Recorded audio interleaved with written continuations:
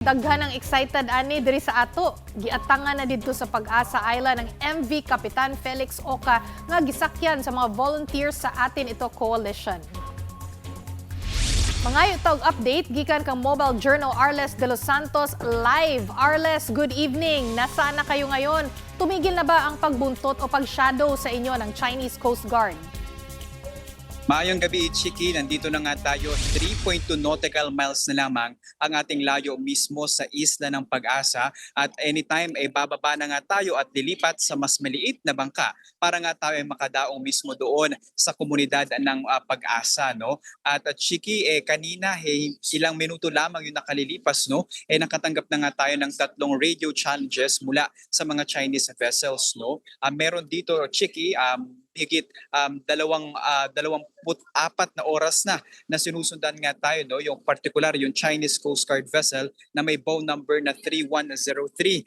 Bukod pa dyan, binabantayan din ang main ship na itong MV Kapitan Felix Oca ng 3 China Coast Guard vessels na nasa 4 nautical miles ang layo mula sa CCG vessel na may bow number 5102 naman, no? Habang sa humigit kumulang 10 nautical miles naman ang layo ng isa pang Chinese vessel na 5101. At sumama nga ito, Chiki, no, sa atin sa sumalubong kanina pagdating natin dito sa Pag-asa Island. No?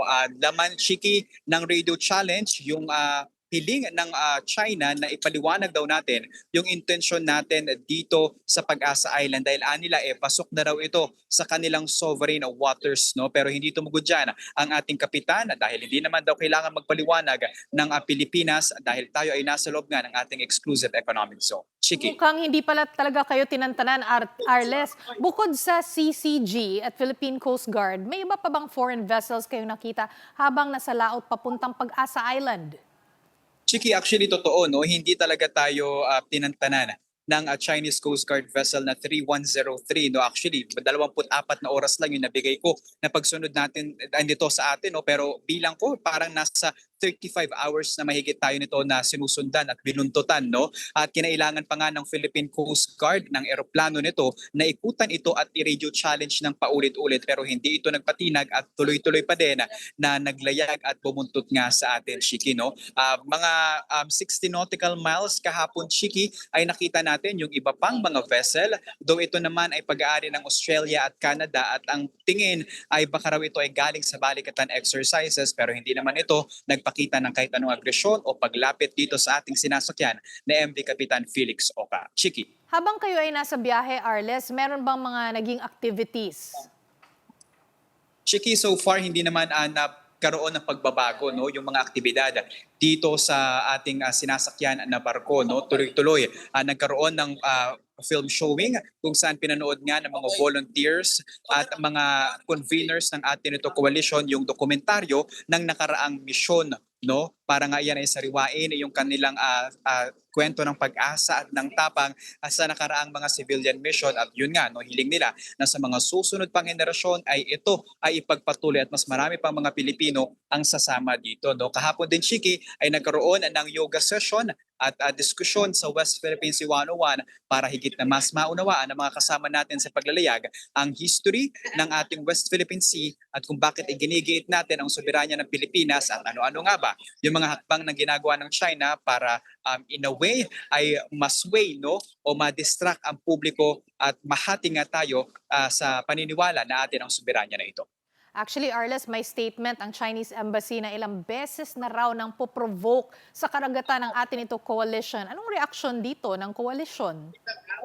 Actually, Chiki, medyo napangisi na lamang si Atin Ito Coalition Civilian Mission Commander Rafaela David dahil nila hindi raw totoo, no, sila nga raw itong maulit-ulit na nang provoke at gumamit pa ng water cannon, no, kaya daw mahalagang malaman at pakita talaga kung sino ang tunay na nagpo-provoke, no? At tinawag pa nga na nabigo daw yung kanilang mga misyon pero sa pagbilang daw nila ito na yung kanilang ika-4 na civilian mission so hindi sila nabigo. Pakinggan natin ang pahayag ni Rafaela David. Klaro naman kung sino ang nagpo-provoke, sino ang nagwa-water cannon, sino ang nagpapalayas ng mga mangingisda sa West Philippine Sea. Yun ay China. Tayo ang bitbit natin, regalo, tulong, ang hatid natin musika. May karapatan tayong pumunta dyan, may karapatan tayong makiisa sa mga residente ng Pag-asa. Chiki. Yes. Arles, meron ba kayong itinerary na sa Pag-asa Island? Hanggang kailan kayo dyan? Chiki, bukas ng gabi, mga alas 4 ng hapon ay inaasahan na lalayag na tayo pabalik ng Maynila. Pero ngayong gabi, ang programa ay magpapatuloy. Magkakaroon ng cultural night kung saan magkakaroon ng pagtatanghal ang Moro Beats at kasunod nito ay i-turn over na rin yung mga donations ng mga civilian at mga volunteers nito gaya na lamang ng grocery packages, school supplies at higit lalo yung mga krudo na para nga sa mga kapatid nating mangingisda dito sa West Philippine Sea na kasama sa mga apektado ng patuloy na paggalaw ng presyo ng petrolyo. At actually, Chiki, pihit na rin natin ng konti, ay nandito na yung mas maliit na bangka na ating gagamitin para mas makalapag at mismo tayo doon sa isla ng Pag-asa. Medyo baka gabihin na tayo dahil pagbabalikan ito pero nagpapasalamat ang grupo na nakaabot nga dito sa kabilayan ng radio challenges na natanggap natin mula sa China. Ilang minuto pa lamang ang nakalilipas. Yan muna ang latest mula rito sa West Philippine Sea, Pag-asa Island. Chiki. Grabe, what an experience. Daghang salamat ni Mobay. Mauto si Arles de los Santos, ang among Mobile Journal.